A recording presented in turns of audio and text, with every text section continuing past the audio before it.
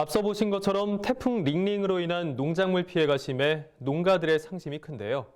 전문가들은 사후 관리에 만전을 기하면 피해 규모를 최소화할 수 있다고 조언하고 있습니다. 태풍 피해 이후 농가들이 어떻게 사후 관리를 해야 하는지 강창호 기자가 연이어 보도합니다. 농촌진흥청은 태풍이 지나간 직후 서둘러 농경지를 정비해야 한다고 말합니다. 태풍과 같은 자연재해는 사전 대책만큼이나 피해가 발생한 이후 사후 관리가 피해를 최소화하는 데 중요하다는 겁니다.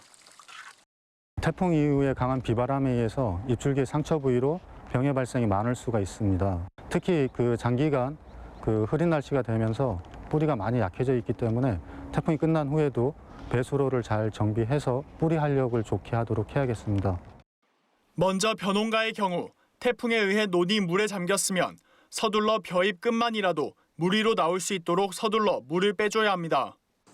또 줄기나 잎에 묻은 흙앙금이나 이물질을 깨끗한 물로 씻어준 후 잎집 무늬 마른병, 도열병 등 병의 방제를 철저히 해야 합니다.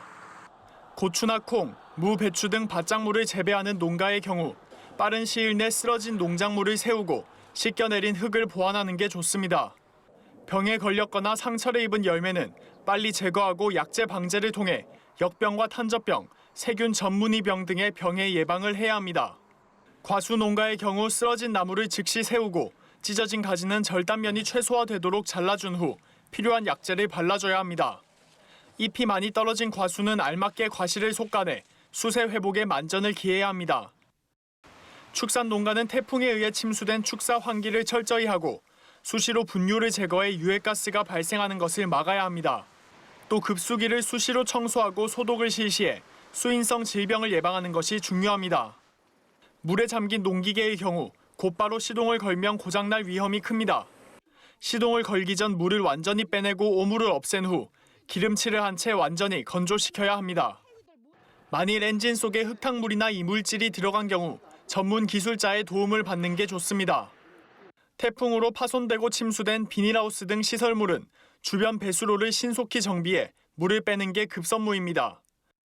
시설물 내 농작물과 기자재는 깨끗한 물로 씻어주고 약재 방제를 철저히 해야 병해충을 예방할 수 있습니다.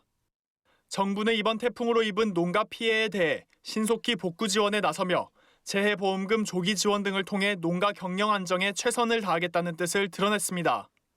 농협도 태풍 피해 복구를 위한 긴급 무이자 자금 5천억 원을 마련해 영농자재 할인 공급 및 피해 농민 금융 지원 등 다양한 지원책을 마련해 피해 농가 지원에 적극 나서겠다고 밝혔습니다. MBS 뉴스 강창호입니다.